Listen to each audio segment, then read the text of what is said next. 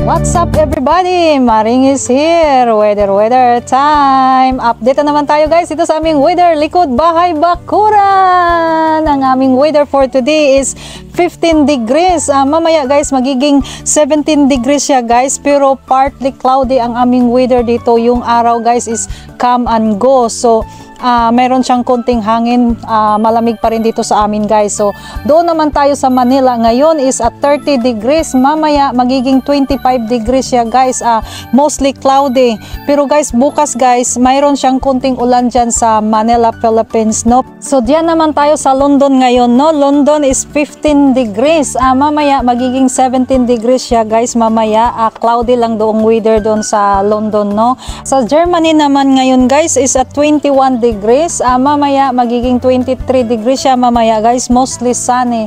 Pero guys mayroon siyang 40% chance of rain mamaya guys diyan sa Germany. At diyan naman tayo sa Singapore ngayon is at 31 degrees, mamaya magiging 27 degrees siya mamaya guys, mostly cloudy ang weather diyan sa Singapore. Pero bukas guys mayroon siyang 75% chance of rain diyan sa Singapore, no? At doon naman tayo sa Bohol ngayon is 30 degrees, mamaya magiging 28 degrees siya mamaya guys. So mostly cloudy lang ang weather dyan sa Bohol ngayon, no?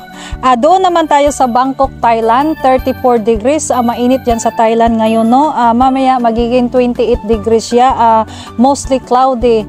At doon naman tayo sa Cebu, Philippines ngayon is at 30 degrees, mamaya magiging 26 degrees siya guys, cloudy ang ating weather dyan sa Cebu ngayong gabi. Pero bukas guys mayroon siyang kaunting ulan dyan sa Cebu, no? Dito naman sa amin guys medyo malamig, 15 degrees dito, cloudy. Mayroon siyang araw, lumalabas yung araw, tapos mawawala naman kasi cloudy kasi dito guys, so malamig dito sa amin. Update naman guys dito sa aming halaman. Ito yun guys, oh. Ito ay ang aming strawberry.